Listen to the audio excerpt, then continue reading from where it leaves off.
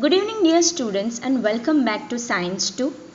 We have already started with the lesson classification of plants, and we have classified the plant kingdom into cryptogams and phanerogams, and cryptogams as thallophytes, bryophytes, and pteridophytes. So we have already dealt with thallophyte, bryophyte, and pteridophyte, and today we are going to deal with phanerogams. Okay, now cryptogams, if you remember, I have already mentioned to you what is the meaning of it. Cryptos meaning hidden, and gams meaning reproduction. So there is hidden reproduction. Why? Because they are non-flowering plants. Since they do not produce flowers, their reproduction remains hidden. Whereas phanerogams is nothing but their reproduction is visible, and therefore phanerogams have the flowers, or they are also called as flowering plants.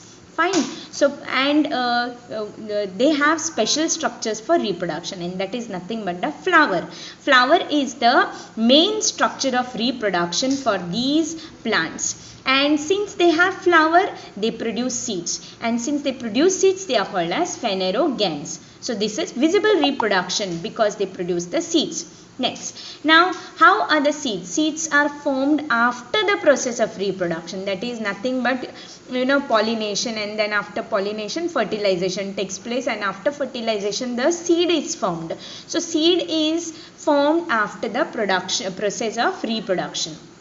So now how is this seed germinating? Okay, now when the seed is germinating, now the seed always have the presence of stored food in it.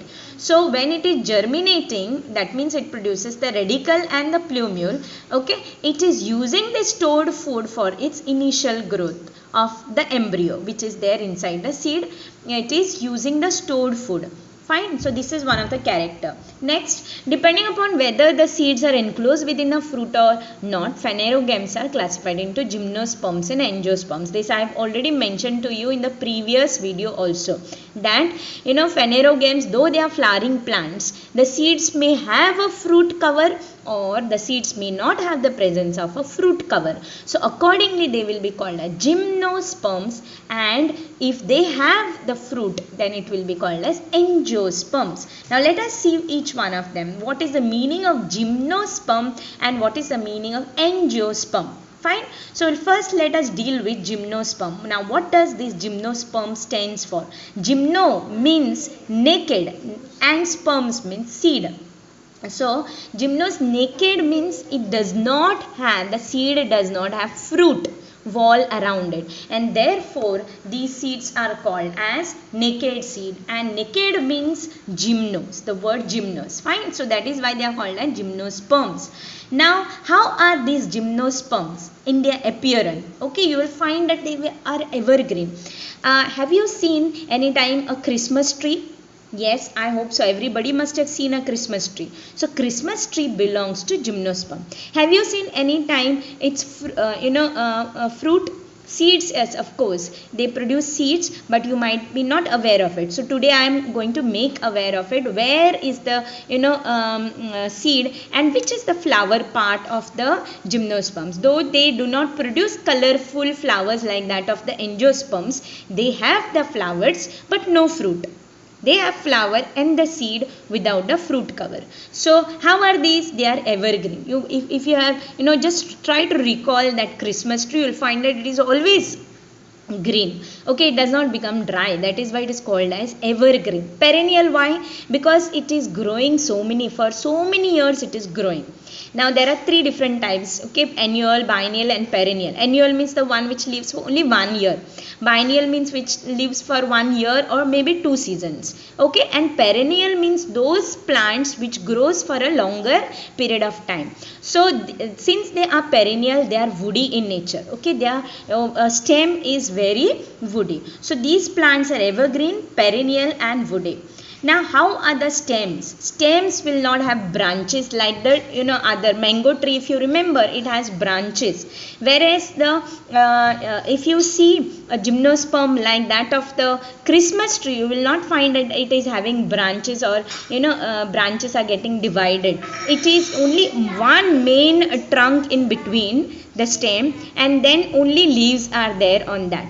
So it does not produce any stem, any branches. So stems are without branches. All the gymnosperms have like this. Then the leaves form a crown. If you have seen this, this is called as a cycas one. If you see this, it mostly forms a crown. So the leaves are like a crown above. Okay, so the leaves form a crown. And one more point which is not mentioned in your textbook is that the leaves are also called as coniferous leaves. Coniferous leaves means the leaves are needle shaped. Okay, needle shaped leaves are present, and therefore they are also called as coniferous trees. Okay, you might have heard this word in geography. Fine. Now these plants bear male and female flowers on the different sporophylls of the same plant.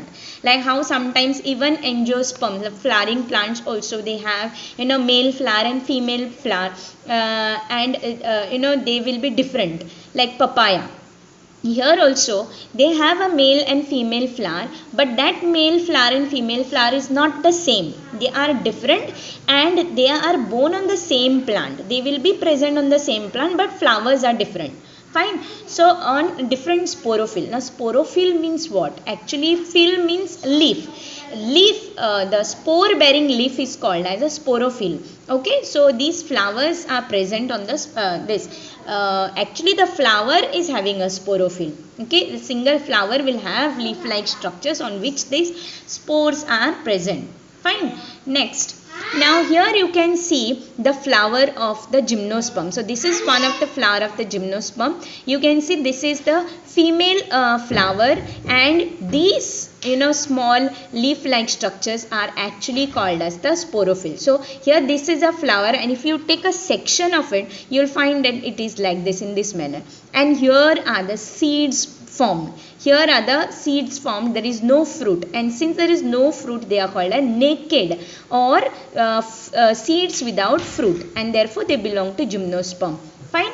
So seeds of these plants do have natural covering. That means seed will have a natural covering outside, but no fruit wall. There is no fruit wall.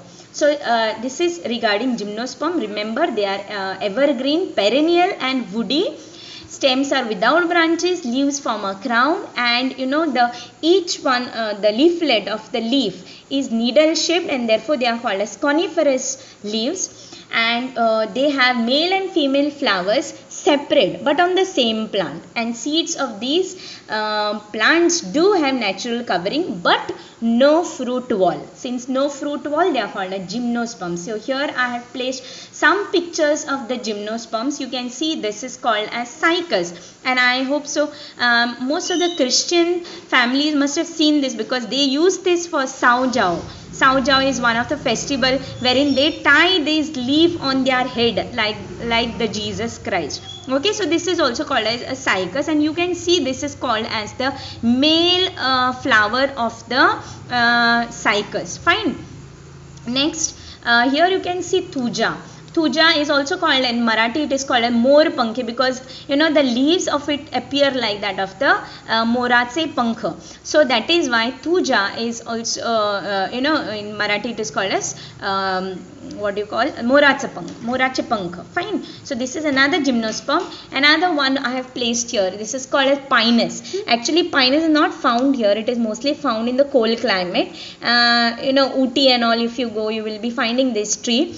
And actual Christmas tree is the pinus, not the one which we are using Christmas tree in the house. So this is called as the real Christmas tree. In Marathi it is also called a Deodar. Okay. Next is, this is the pinus, this plant's flower. Okay, in flower in